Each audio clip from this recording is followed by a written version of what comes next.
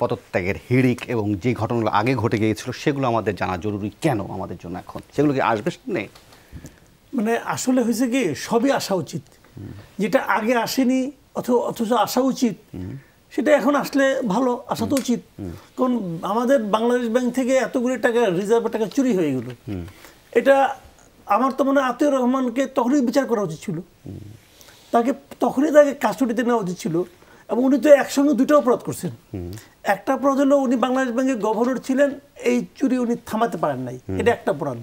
ওনাকে দায়িত্ব দেওয়া হয়েছিল, উনি অজুহাত দিয়ে কোনো লাভ নাই, আমি ওই সময় ঘুমাই আসছিলাম, আমি ওই সময় হুশে ছিলাম না, এগুলি বলে তো কোনো লাভ নেই ভাই।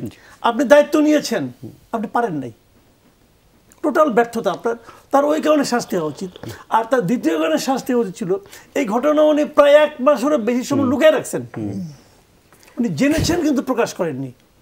এটা তো ক্রাইম, এটা তো মানে একদম মানে জাইনা শুনে ক্রাইম। ওটা হলো অযোগ্যতা জনিত ক্রাইম, আর এটা হলো গিয়ে মানে গোপন করার কারণে ক্রাইম। এই দুটো ক্রাইম ওনার ফাঁসি হওয়া উচিত ছিল। পরে দেখি ওনার প্রমোশন হয়, উনি নাকি আমি এট্রাস প্রফেসর নাকি কি দিন হয়ে গেছেন। তো দেশে তো এগুলো চলেছে। উনি কত ভালো মানুষ, উনি কত স্ট্রাগল করে এই পর্যন্ত আসছেন, ভাই এগুলি শুনে তো আমার লাভ নাই। আপনি আপনার কাছে টাকা রাখার দায়িত্ব দিয়েছি, আপনি রাখতে পারেন নাই, বাকি লাভ তো পুরো প্রয়োজনীয়। আপনার দায়িত্ব ছিল এটা, আপনার দায়িত্বই পালন করতে পারেন নাই।